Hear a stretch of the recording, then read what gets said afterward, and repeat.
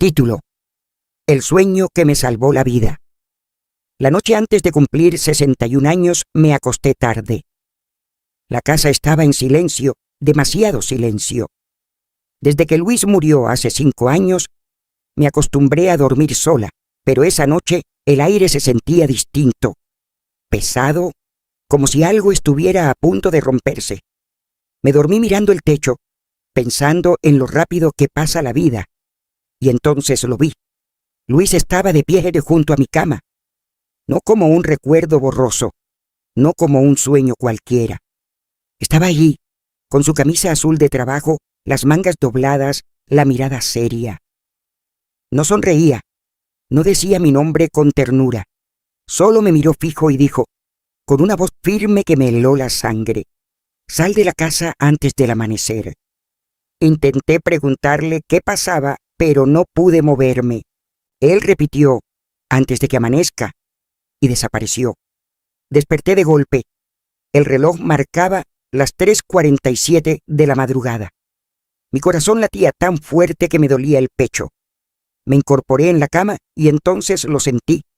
Un olor leve, pero inconfundible. Gas. Pensé que era mi imaginación, pero al mirar hacia la puerta vi una sombra alargada, como la silueta de un hombre quieto, en el pasillo. Parpadeé y ya no estaba. No encendí la luz. No quise pensar demasiado. Me puse un abrigo encima del pijama, tomé mi bolso y salí descalza al jardín.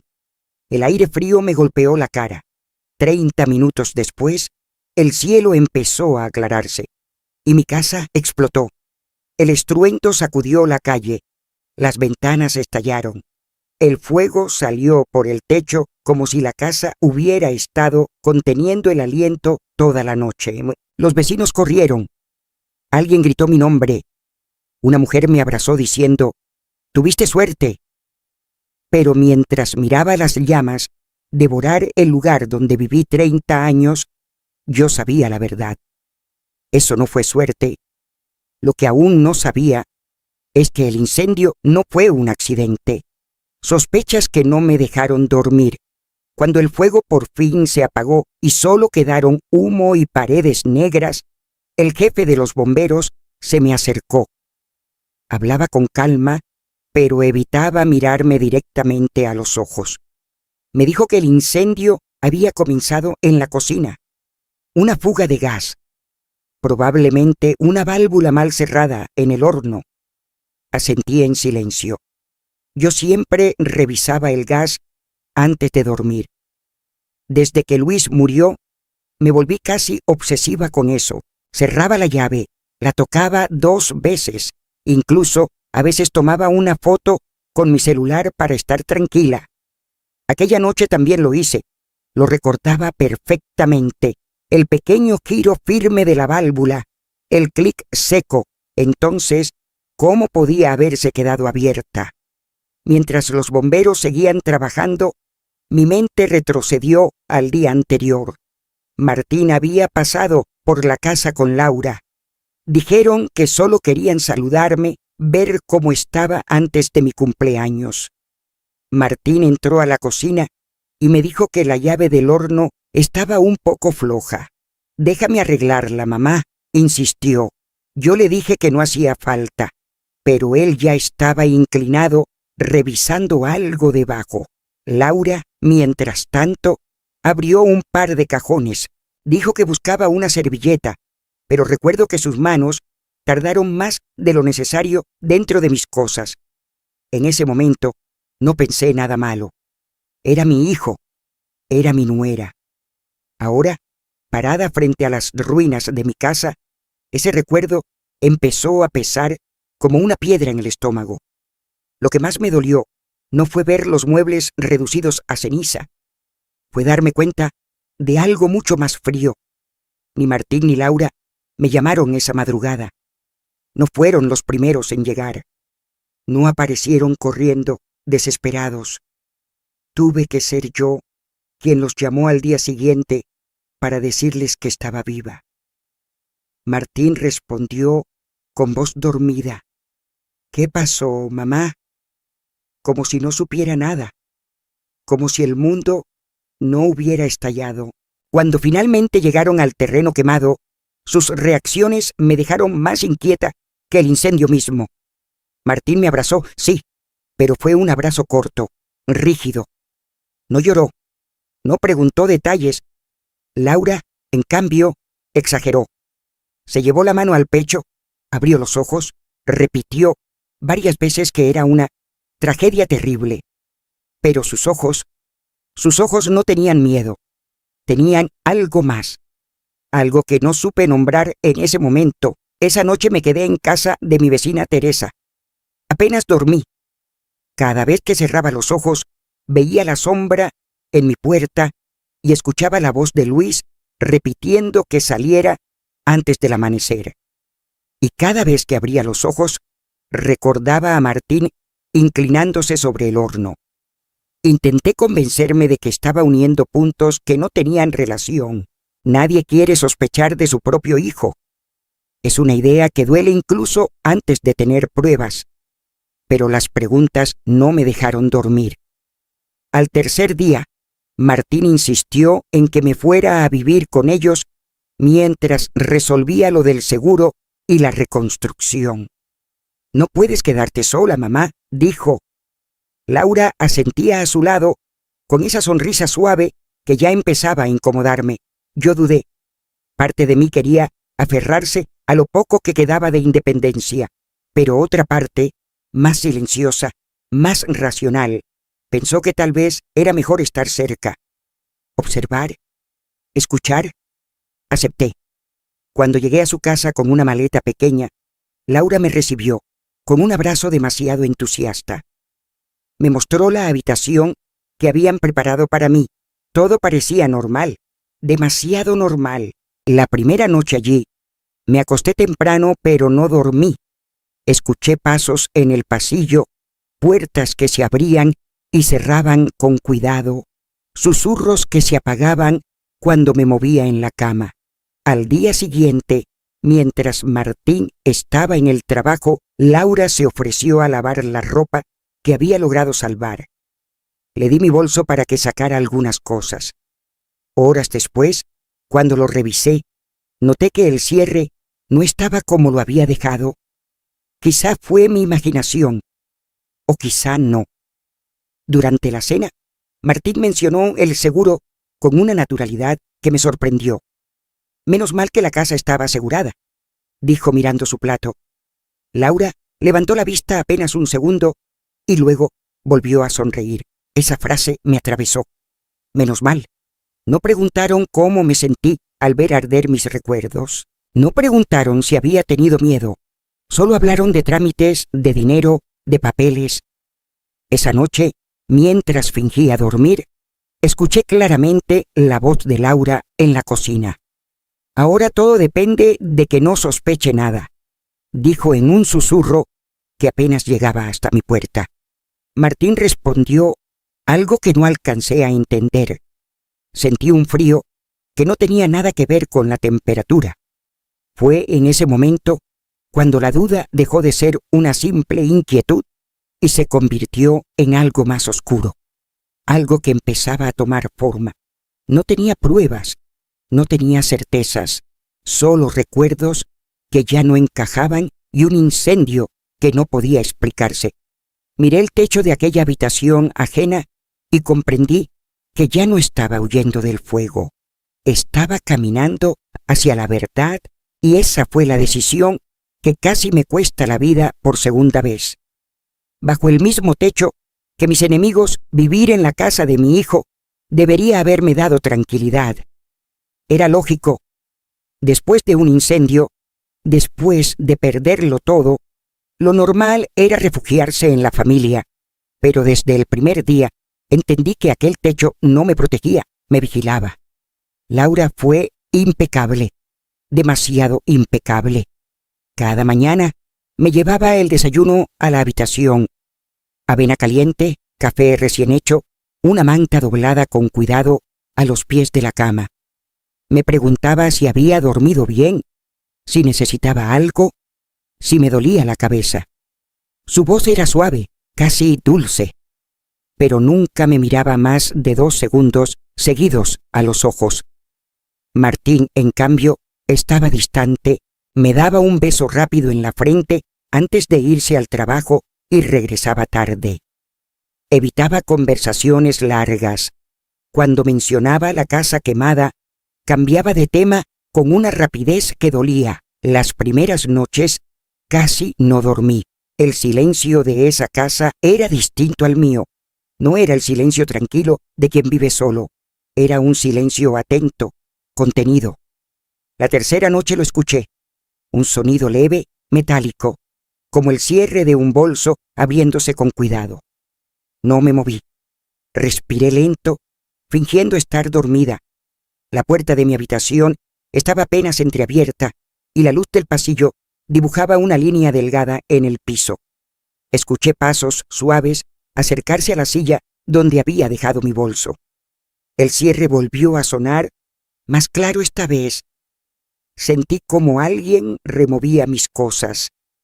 Papeles, un pequeño estuche, mi cartera. No abrí los ojos. El perfume que llegó hasta mí no dejó dudas. Era Laura. Se quedó unos minutos. Luego cerró el bolso y salió sin hacer ruido. Esperé hasta que la casa quedó completamente en silencio antes de levantarme. Mis manos temblaban, pero no por miedo, sino por una certeza que empezaba a tomar forma. Revisé el bolso con calma. Todo parecía en su lugar, o casi todo. Mi juego de llaves no estaba. No eran las llaves de esa casa. Eran las llaves del terreno de la antigua propiedad, las que habían quedado intactas porque las llevaba siempre conmigo. Me senté en la cama con el corazón golpeándome el pecho.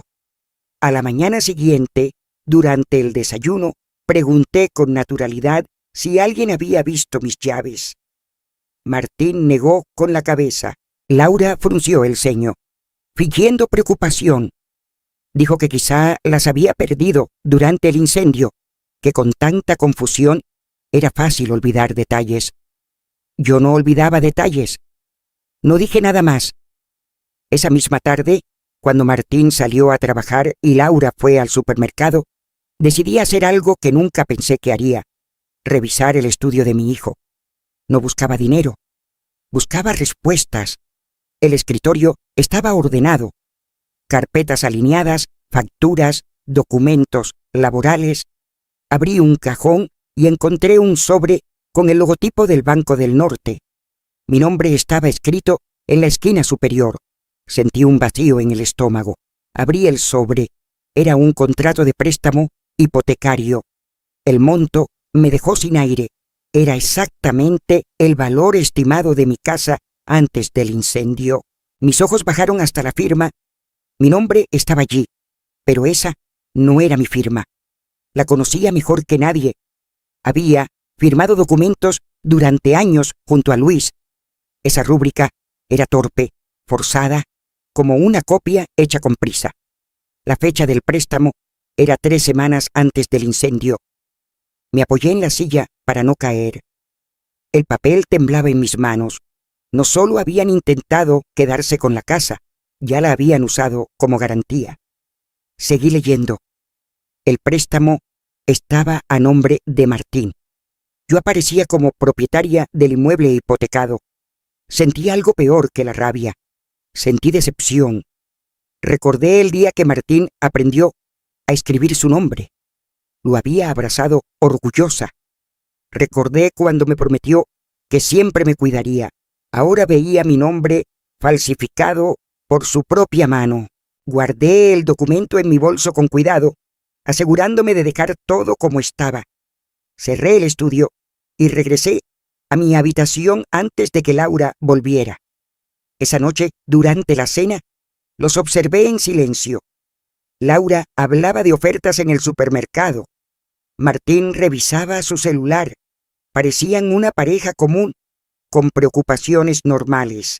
Pero yo ya sabía que bajo esa normalidad había algo más profundo, más oscuro. Cuando me retiré a mi habitación, cerré la puerta con llave por primera vez desde que llegué.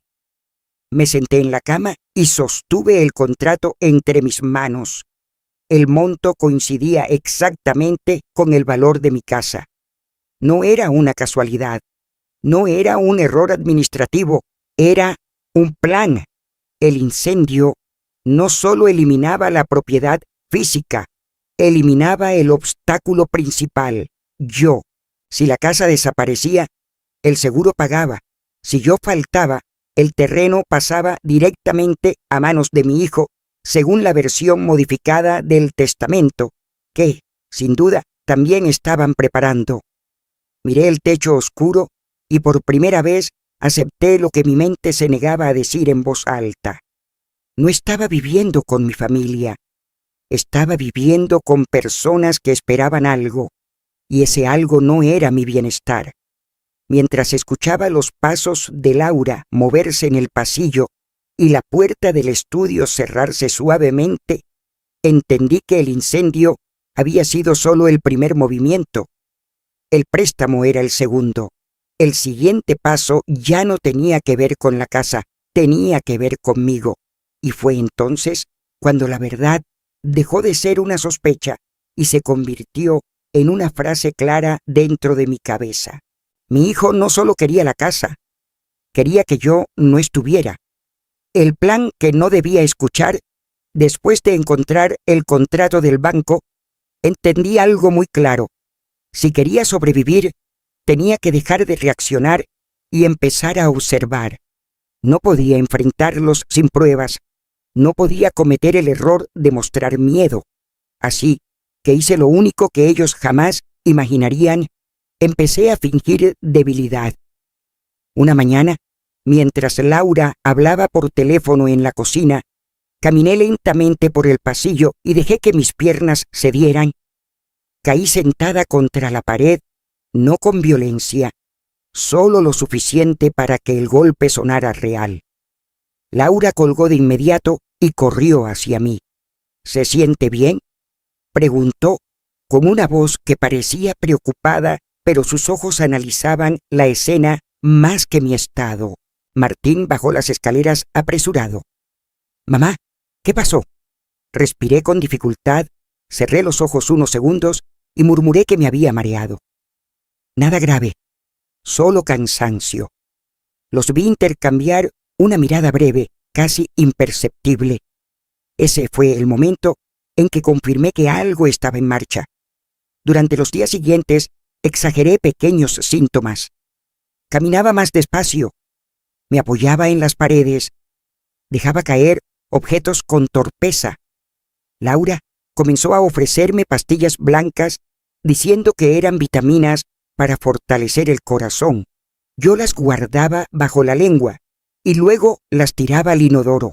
No sabía exactamente qué eran, pero ya no confiaba en nada que viniera de sus manos. La oportunidad llegó una noche. Martín pensó que yo dormía. Laura también. Yo estaba acostada con los ojos cerrados cuando escuché sus voces en la cocina. No eran susurros suaves como otras veces. Sonaban tensos. Me levanté sin hacer ruido y me acerqué a la puerta. La dejé apenas entreabierta. Entonces lo escuché con claridad. «¿Con gas otra vez no?», dijo Martín en voz baja pero firme. Mi corazón se detuvo un segundo. Laura respondió, casi de inmediato: «Debe parecer una caída, algo natural. A su edad nadie va a cuestionarlo». Sentí que el suelo desaparecía bajo mis pies. No hablaban de dinero, no hablaban de papeles. Hablaban de mí. Martín guardó silencio unos segundos. Luego dijo algo que me dolió más que cualquier otra cosa. «No quiero problemas, que sea rápido, rápido». Me apoyé contra la pared para no caer. El aire me faltaba, pero no podía hacer ruido. No podía delatarme. En ese instante entendí que el incendio no había sido un accidente aislado. Había sido un intento fallido. Y ahora planeaban el siguiente. Esa misma madrugada tomé una decisión. Saqué del fondo de mi maleta el pequeño grabador que Luis usaba hace años para registrar reuniones del trabajo. Siempre lo había guardado por nostalgia. Esa noche dejó de ser un recuerdo y se convirtió en mi única defensa. A la noche siguiente, lo escondí dentro del bolsillo de mi bata. Caminé por la casa con aparente torpeza, fingiendo no notar nada. Me acosté temprano, pero dejé la puerta ligeramente abierta, como si el destino supiera que necesitaba una segunda confirmación. Volvieron a hablar. Si esperamos demasiado, puede cambiar el testamento, dijo Laura. Ya está casi todo listo, respondió Martín. Solo necesitamos el momento adecuado. El grabador captó cada palabra. Yo permanecí inmóvil en la oscuridad, con el corazón latiendo tan fuerte que temí que pudieran escucharlo. Al día siguiente salí a caminar al parque. Les dije que necesitaba aire. En realidad, necesitaba asegurar lo más importante. Fui directamente a casa de Teresa, mi vecina de toda la vida. La única persona que conocía mis rutinas, mis miedos y mi historia con Luis. Le pedí que cerrara la puerta y le conté lo necesario, sin entrar en detalles que pudieran asustarla demasiado. Saqué del bolso el testamento original de Luis, el que siempre guardé en un sobre sellado. Si algo me pasa, le dije, entrégaselo al abogado Ricardo, no a nadie más. Teresa me miró con los ojos llenos de lágrimas. Me preguntó si estaba en peligro. No respondí con palabras. Solo le tomé la mano. Ella guardó el documento en una caja fuerte pequeña que tenía en su habitación. Salí de su casa con una sensación extraña. No era alivio, era determinación. Durante las semanas siguientes reuní todo lo que pude. Copias del préstamo falsificado, fotografías de documentos alterados, grabaciones de sus conversaciones. Cada pieza era un ladrillo en el muro que estaba construyendo a mi alrededor. Mientras tanto, seguí actuando. Tosía un poco más. Me quejaba de presión en el pecho. Laura comenzó a mostrarse impaciente. Martín evitaba mirarme directamente. Creían que el tiempo jugaba a su favor. No sabían que cada segundo quedaba registrado. Una noche, mientras escuchaba nuevamente la grabación para asegurarme de que se oía clara, algo cambió dentro de mí. El miedo se transformó en calma. Ya no me sentía indefensa. Tenía la verdad en mis manos. Miré mi reflejo en el espejo de la habitación y apenas reconocí a la mujer que me devolvía la mirada. No era la viuda asustada que salió corriendo al jardín aquella madrugada. Era alguien que había entendido el juego y estaba lista para terminarlo. Esa noche dejé de ser la víctima. Fingir para sobrevivir después de escuchar sus planes, entendí que mi única ventaja era el tiempo. Si ellos creían que yo estaba débil, bajarían la guardia. Si pensaban que mi salud se deterioraba sola, no tendrían que apresurarse. Y mientras tanto, yo podía terminar de reunir lo necesario para protegerme. Así que perfeccioné mi actuación. Empecé a caminar más encorvada. Fingía olvidar pequeñas cosas. Dejaba frases a medias, como si mi mente estuviera nublándose. Durante el desayuno, sostenía la taza con ambas manos para simular temblores. Laura me observaba con atención clínica, como quien evalúa el progreso de algo que espera que avance. Un mediodía llegó con un frasco pequeño en la mano. El médico dice que estas vitaminas ayudan a fortalecer el corazón, suegrita, me dijo con una sonrisa medida. El médico. Yo no había ido a ningún médico. Tomé la pastilla entre mis dedos y la miré unos segundos. Era blanca, redonda, común. No tenía nada que la hiciera sospechosa por sí misma. Lo sospechoso era el contexto. Me la llevé a la boca sin discutir. Bebí agua. Sonreí agradecida. En cuanto ella salió de la habitación, fui al baño y la escupí en el inodoro. La observé girar unos segundos antes de desaparecer. No sabía qué era. No necesitaba saberlo. Solo sabía que ya no podía confiar. Los días siguientes, Laura insistió en que tomara las pastillas a horas específicas. Yo asentía siempre, obediente, y siempre encontraba la manera de deshacerme de ellas sin que lo notara. Martín comenzó a cambiar. Al principio estaba distante, casi frío, pero poco a poco noté algo distinto en su mirada, una sombra de culpa que no lograba ocultar.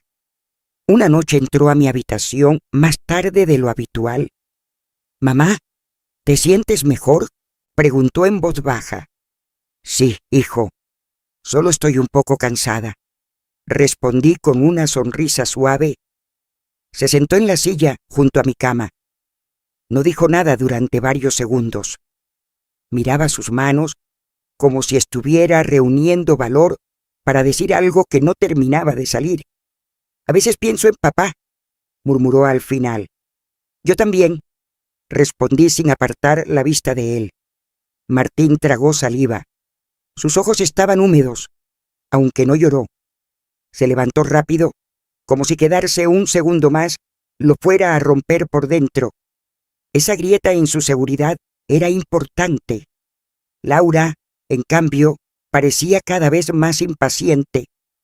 Me observaba cuando subía escaleras, cuando me levantaba de la mesa, cuando respiraba más fuerte de lo normal. No había compasión en su mirada, solo cálculo. Una tarde, tocaron el timbre. Laura fue a abrir. Escuché voces en la entrada y luego pasos firmes en el pasillo. Reconocí esa voz de inmediato.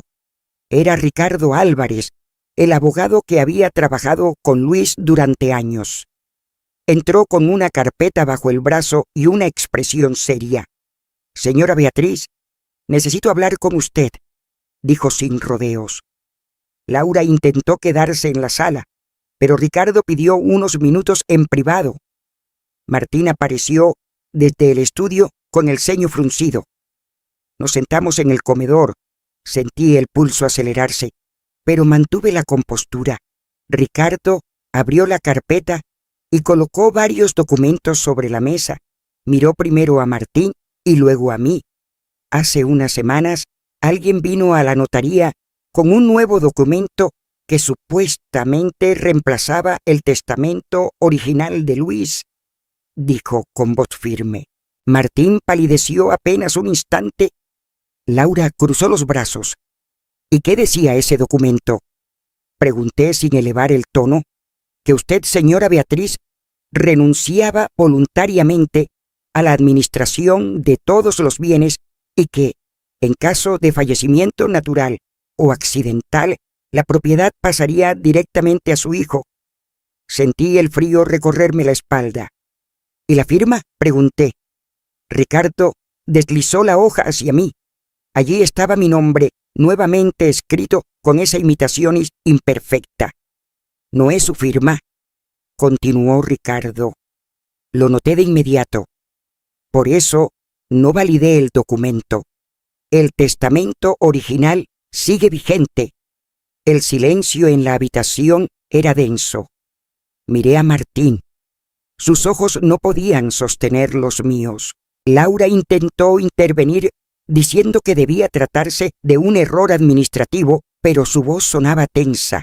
Ricardo cerró la carpeta con cuidado. «Le recomiendo, señora Beatriz, que tome medidas de protección. Esto no es un simple malentendido», asentí despacio. Cuando el abogado se fue, nadie habló durante varios minutos. Laura se levantó primero y desapareció en la cocina. Martín se quedó sentado, con los codos apoyados en la mesa y la cabeza entre las manos. «Mamá, yo…», empezó a decir. No lo obligué a terminar. Me levanté con calma y regresé a mi habitación. Allí, sentada en el borde de la cama, comprendí la dimensión de todo. No solo habían intentado hipotecar mi casa, no solo habían planeado un accidente, también habían preparado un documento para asegurar que, si yo desaparecía, todo quedara legalmente en sus manos. Era una estructura completa, no improvisaban. Luis siempre fue un hombre precavido, meticuloso, guardaba copias de todo Dejaba instrucciones claras, pensaba en escenarios que yo consideraba exagerados. Ahora entendía por qué. Tomé el testamento original que Teresa guardaba por mí y lo sostuve entre las manos. Recordé la noche en que Luis lo firmó. Me dijo que lo hacía para protegernos a todos, incluso de nosotros mismos. Miré por la ventana. El cielo comenzaba a oscurecer. No sentí rabia, sentí algo más profundo, una certeza. Luis no solo me había salvado aquella madrugada, había previsto algo que yo me negaba a imaginar. Mi esposo sabía que algo así podía pasar. La cena que lo cambió todo. Hay momentos en los que una deja de temblar por dentro. No porque el miedo desaparezca, sino porque la verdad pesa más que el miedo. Yo llegué a ese punto una semana después de la visita de Ricardo. Esa tarde decidí que ya no iba a esperar. Preparé la cena como si fuera una ocasión especial. Saqué los platos de porcelana que había logrado rescatar del incendio. Puse el mantel blanco que Laura guardaba para visitas importantes. Encendí 2 velas en el centro de la mesa y coloqué el retrato de Luis justo frente a mí. No lo hice por dramatismo. Lo hice porque él siempre ocupó ese lugar en nuestra mesa y porque quería que Martín lo mirara mientras escuchaba lo que estaba a punto de oír. Laura bajó primero. Se detuvo al ver la mesa arreglada.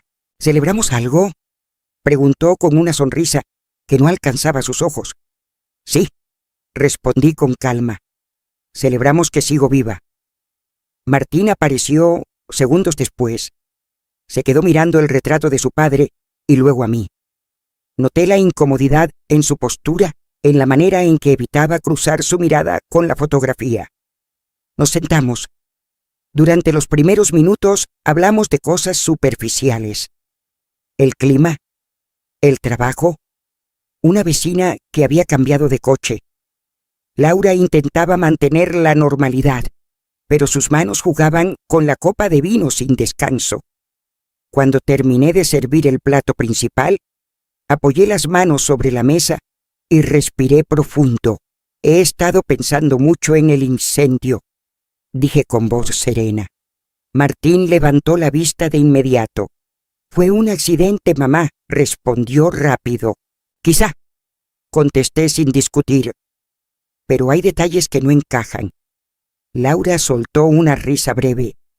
¿Todavía está con eso, suegrita?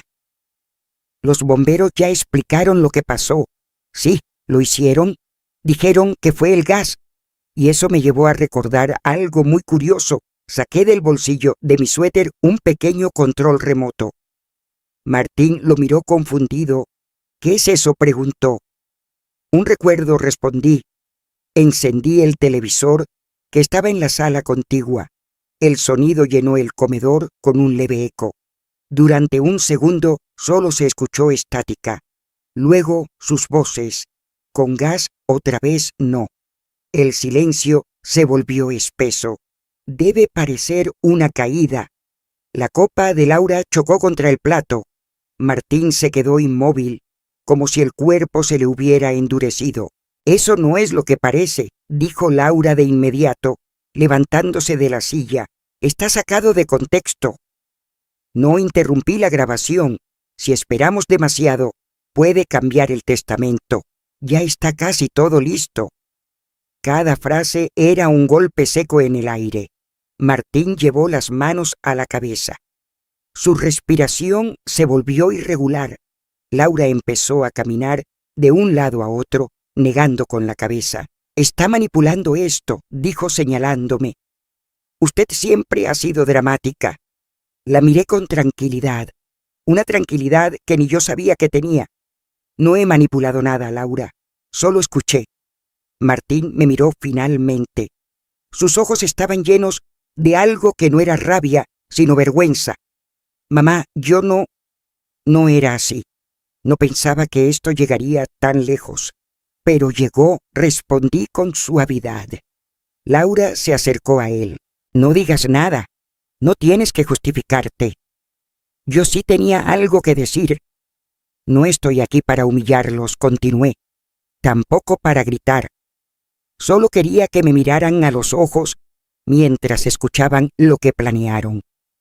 Se hizo un silencio tan profundo que pude oír el tic-tac del reloj en la pared.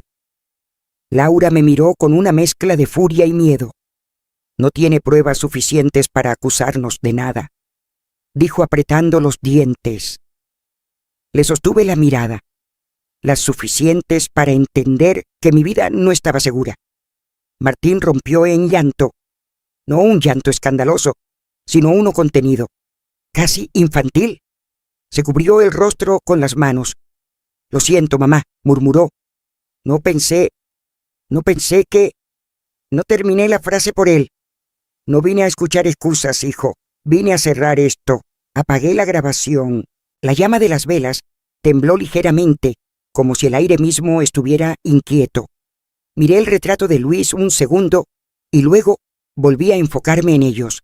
He entregado copias de todo al abogado Ricardo, dije con voz firme. El préstamo, el testamento falsificado, las grabaciones. Laura quedó paralizada. Eso es una amenaza, susurró. No, respondí. Es protección. Martín se levantó lentamente. Parecía más pequeño de lo que era, como si el peso de sus decisiones lo hubiera encogido. ¿Qué va a hacer ahora?, preguntó con la voz rota. Nada más, dije. No levanté la voz. No necesité hacerlo. Me puse de pie y tomé el retrato de Luis entre mis manos. Esta es la última vez que nos sentamos como familia, continué. No porque yo lo quiera así, sino porque ustedes lo decidieron cuando eligieron el dinero por encima de la vida. Laura dejó de discutir. Su rostro ya no mostraba desafío, sino cálculo. Estaba pensando en consecuencias. Martín se dejó caer nuevamente en la silla. El sonido lejano de una sirena comenzó a acercarse. No reaccioné. No me moví. Solo observé. Laura fue la primera en darse cuenta. Miró hacia la ventana. Sus labios se tensaron. «¿Usted?», empezó a decir. La sirena se detuvo frente a la casa. Escuchamos puertas de vehículos cerrarse. Pasos firmes acercándose a la entrada. Martín me miró con los ojos desorbitados. «¿Llamaste a la policía?», preguntó casi en un susurro. Yo mantuve la calma. Y no fui yo quien llamó a la policía. El viento habló. Los golpes en la puerta no fueron violentos, pero sonaron definitivos. 3 toques firmes que hicieron eco en el comedor como si alguien marcara el final de una obra que ya no podía continuar. Laura fue la primera en reaccionar. Caminó hacia la entrada, intentando mantener la compostura. Martín se quedó sentado, inmóvil, con la mirada perdida en la mesa. Yo permanecí de pie, sosteniendo el retrato de Luis contra mi pecho. Escuché voces en la puerta, identificaciones, el tono profesional de quienes no vienen a preguntar, sino a ejecutar un procedimiento ya decidido. Ricardo no perdió tiempo, pensé. Los oficiales entraron con respeto, pero sin titubeos. Uno de ellos me miró directamente. «Señora Beatriz Navarro». «Sí», respondí con calma. «Hemos recibido documentación relevante a su nombre. El licenciado Ricardo Álvarez presentó una denuncia formal por intento de fraude y posible riesgo a su integridad». No hubo sorpresa en mí, solo una confirmación de que el siguiente paso ya estaba en marcha. Laura comenzó a hablar de inmediato. «Esto es un malentendido. Hay confusión. Son documentos viejos». Uno de los oficiales le pidió que guardara silencio mientras revisaban la carpeta que traían consigo. Martín seguía sin levantarse. Sus hombros caídos parecían los de un niño castigado, no los de un hombre de 34 años. El oficial leyó algunos fragmentos en voz baja. Mencionó el préstamo hipotecario, la firma inconsistente, el testamento alterno no validado y finalmente las grabaciones. Laura me miró con una expresión que ya no era cálculo ni furia, era miedo. Martín se levantó despacio. «No hace falta que revisen más», dijo con voz apagada. Yo fui. El silencio que siguió fue pesado.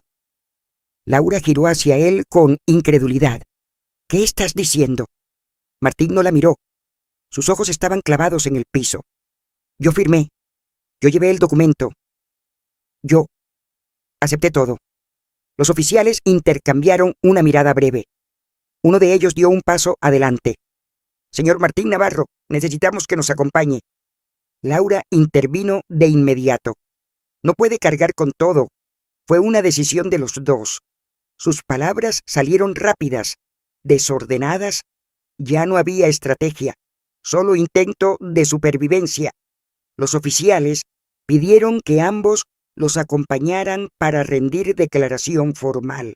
No hubo esposas visibles, no hubo gritos, solo la firmeza de una consecuencia inevitable. Martín pasó junto a mí antes de salir. Se detuvo un segundo. «Mamá, lo siento». Lo miré sin odio, sin ternura tampoco, solo con una tristeza profunda que no necesitaba palabras. Laura evitó cruzar mi mirada. Cuando la puerta principal se abrió para que salieran, una ráfaga de viento entró de golpe en la casa. No fue una tormenta, no fue nada extraordinario, solo una corriente fuerte que hizo vibrar las velas sobre la mesa. El retrato de Luis, que aún sostenía, se inclinó levemente hacia adelante. Martín se detuvo en el umbral. El viento le movió el cabello y levantó el mantel detrás de nosotros. «Papá», susurró casi sin voz. No fue un grito, no fue una invocación dramática, fue una palabra pequeña, quebrada, dicha por alguien que por fin entendía el peso de sus actos. El oficial lo guió hacia el vehículo. La puerta se cerró. El silencio volvió a ocupar la casa, pero ya no era el mismo silencio tenso de las noches anteriores. Era un silencio limpio, como el que queda después de que algo se rompe y no puede volver a ensamblarse igual. Me quedé sola en el comedor. Las velas seguían encendidas. El aire aún se movía suavemente, haciendo que las llamas titilaran con un ritmo tranquilo. Dejé el retrato de Luis nuevamente sobre la mesa. No vi sombras, no escuché voces, pero sentí una presencia distinta, no afuera, dentro de mí. Caminé hasta la puerta y la cerré con cuidado, no para protegerme de alguien más, sino para marcar un límite, para entender que lo que había ocurrido ya no podía deshacerse. No lloré, la tristeza estaba ahí, sí, pero también había algo más fuerte. Había sobrevivido. Sobreviví al incendio, sobreviví a la sospecha, sobreviví a la traición, y ahora, de pie en medio de esa casa que ya no me parecía ajena, comprendí algo que hasta ese momento no había sido capaz de aceptar. El fuego no terminó conmigo. Me despertó. Entre las cenizas encontré la verdad. Volví a mi antigua casa un mes después de aquella noche. El terreno seguía acordonado parcialmente, pero ya no había humo ni sirenas. Solo paredes abiertas, madera ennegrecida y el silencio de lo que alguna vez fue hogar. Caminé despacio entre los restos. Cada paso crujía sobre fragmentos de vidrio y cerámica rota. El aire todavía tenía un ligero olor a ceniza, mezclado con tierra húmeda. No sentí miedo, tampoco rabia. Sentí algo más parecido a despedida. Me detuve frente a lo que había sido la cocina. Allí comenzó todo. Allí se quebró mi vida en dos.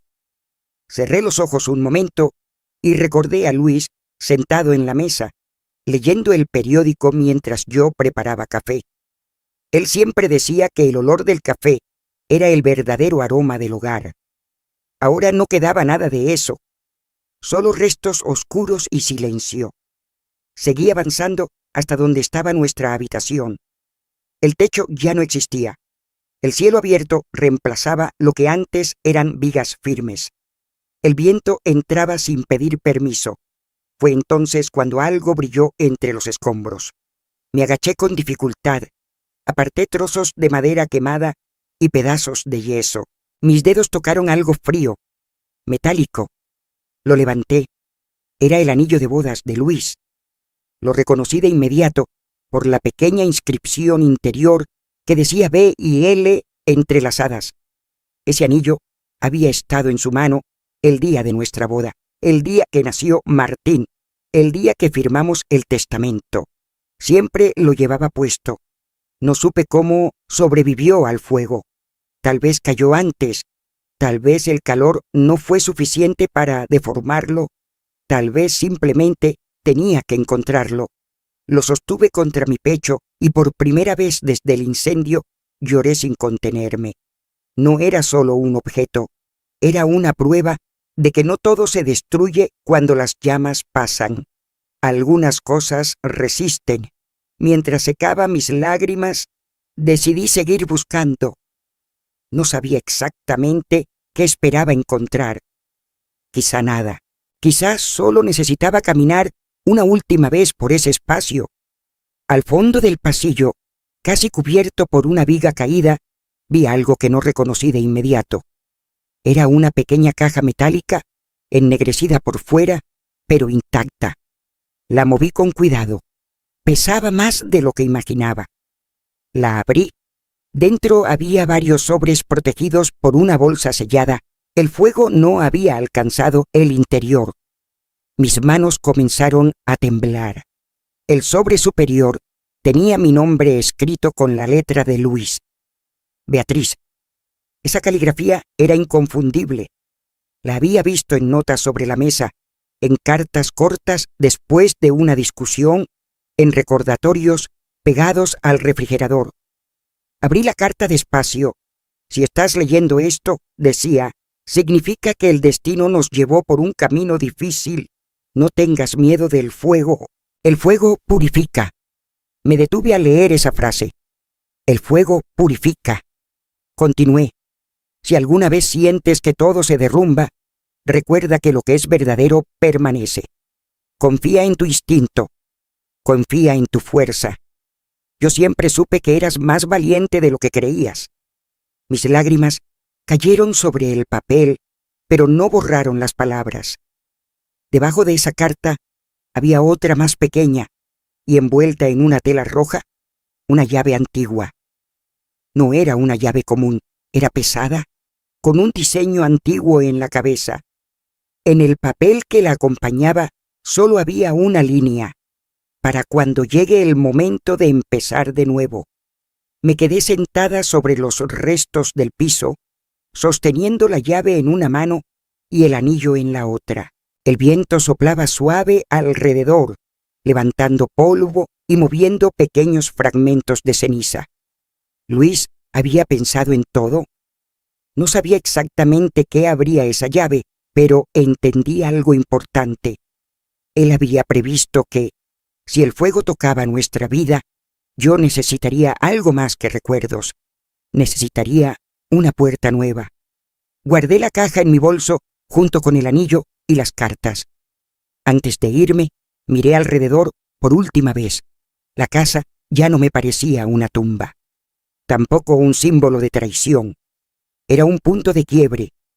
Un antes y un después. El incendio me quitó un espacio físico, pero también me obligó a abrir los ojos. Mientras caminaba hacia la salida del terreno, sentí el anillo presionando contra mi palma y la llave fría contra mis dedos. No sabía todavía qué iba a encontrar al usarla, pero algo dentro de mí, firme y sereno, me decía que no era una casualidad. Esa llave abrió mi segunda vida. La casa frente al mar, 2 días después de encontrar la llave, llamé a Ricardo. Le conté lo que había descubierto entre las cenizas. Hubo un silencio breve al otro lado de la línea y luego su voz sonó distinta, casi emocionada. Luis dejó instrucciones muy claras, me dijo. Si usted encontraba esa llave, debía entregarle esto. Nos reunimos en su oficina esa misma tarde. Ricardo abrió una caja de seguridad pequeña y colocó frente a mí una carpeta sellada. Dentro había documentos bancarios, una escritura y una carta adicional escrita por Luis. Existía una cuenta a mi nombre que yo desconocía. Luis la había abierto años atrás. No era una fortuna exagerada, pero era suficiente para empezar de nuevo sin depender de nadie. En la escritura se detallaba una propiedad adquirida discretamente, un terreno con una casa pequeña frente al mar a unas horas de la ciudad. Sentí que el aire regresaba a mis pulmones después de mucho tiempo. Luis no me dejó solo recuerdos. Me dejó una salida. Viajé sola una semana después. El camino fue largo, pero cada kilómetro parecía alejarme un poco más del humo, de las mentiras, del ruido. Cuando llegué, la casa estaba ahí, blanca y sencilla, con ventanas amplias y un pequeño jardín al frente. Detrás, el mar. No era lujosa, no tenía grandes comodidades, pero tenía algo que no había sentido en meses: paz. Entré despacio. El interior olía a madera nueva y sal.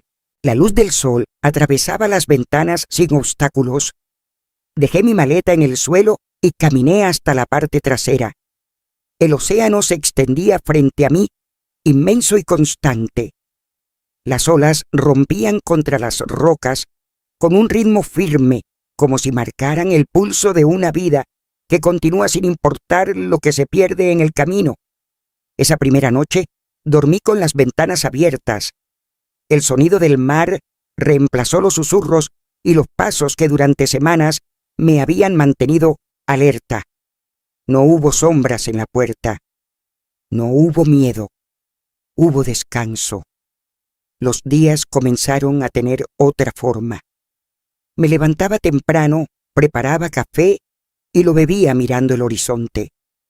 A veces hablaba en voz baja, como si Luis estuviera sentado frente a mí.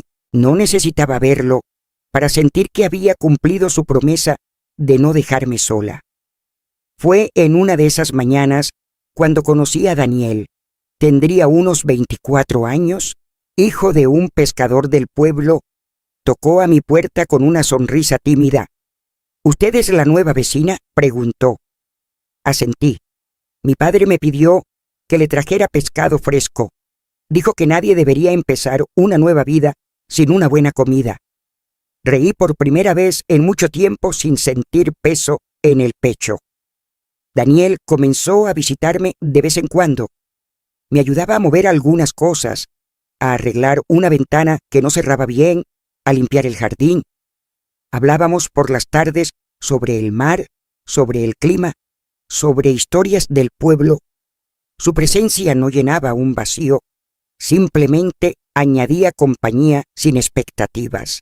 Poco a poco empecé a notar que algunas mujeres mayores del lugar se acercaban también, viudas, jubiladas, algunas viviendo solas por elección, otras por circunstancias. Nos reuníamos en mi pequeño jardín a tomar té. Al principio hablábamos de cosas simples, recetas, plantas, recuerdos. Con el tiempo comenzaron a compartir historias más profundas. Una había sido desplazada por sus propios hijos. Otra había perdido todo en una mala inversión. Otra simplemente se sentía invisible en su propia familia. Escucharlas me hizo comprender que mi historia no era única. El fuego puede tener muchas formas. A veces es literal, a veces es silencioso. Empecé a organizar encuentros semanales, no como terapia formal, solo como espacio seguro, un lugar donde nadie tenía que fingir fortaleza ni esconder miedo.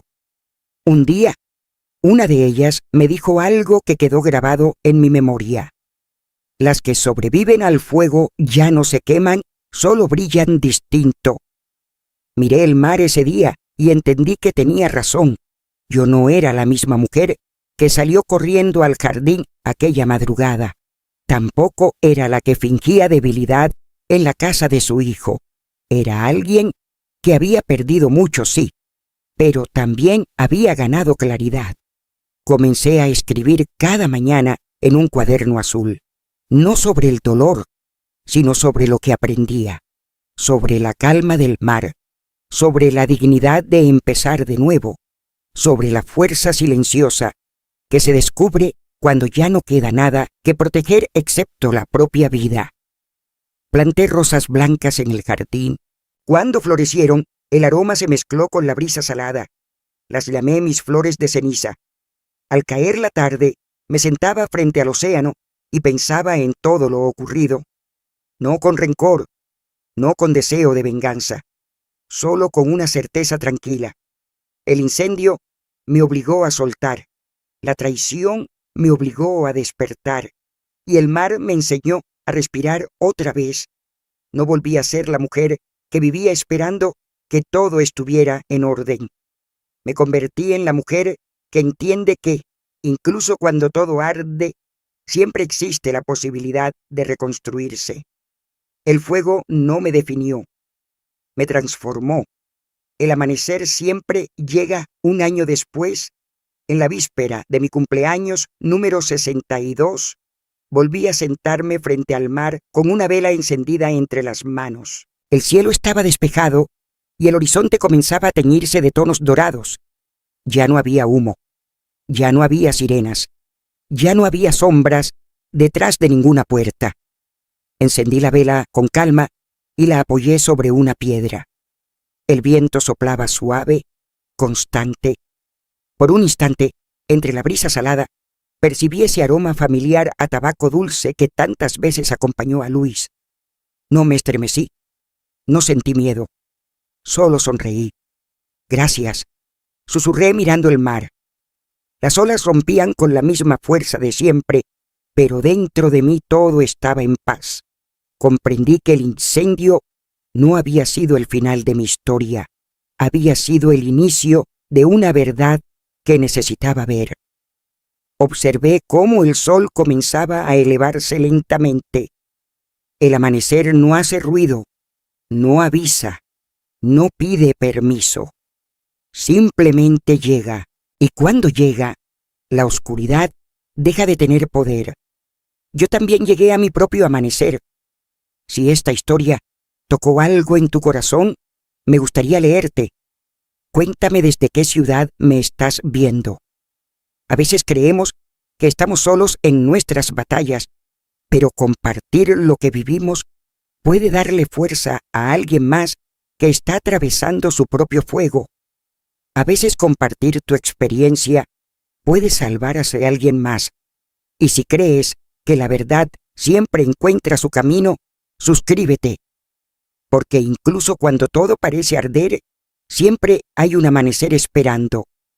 Antes de despedirme, quiero decirte algo muy personal. Si en algún momento de esta historia sentiste un nudo en la garganta, si hubo una escena que te hizo recordar algo propio, cuéntamelo. ¿Qué parte te tocó más? ¿El sueño? ¿La traición? ¿El momento en que decidí no tener miedo? Leerlos me recuerda que no hablamos al vacío, que detrás de cada pantalla hay una historia real latiendo. También me gustaría saber desde dónde me estás escuchando, en qué ciudad o país estás ahora mismo. Me emociona imaginar hasta dónde puede viajar una historia que nació entre cenizas y terminó frente al mar. Si esta historia te dejó una reflexión, te invito a apoyarla con un like. Es una forma sencilla de decir no estás sola y ayuda a que más personas que están pasando por momentos difíciles puedan encontrar este mensaje. Si crees que alguien necesita escuchar algo así hoy, compártelo. A veces un video llega justo cuando más se necesita, y si quieres seguir acompañándome en historias que nos recuerdan que incluso después del fuego siempre hay un amanecer, suscríbete. Aquí seguimos contando verdades, aprendiendo a ser más fuertes y recordando que la luz siempre vuelve.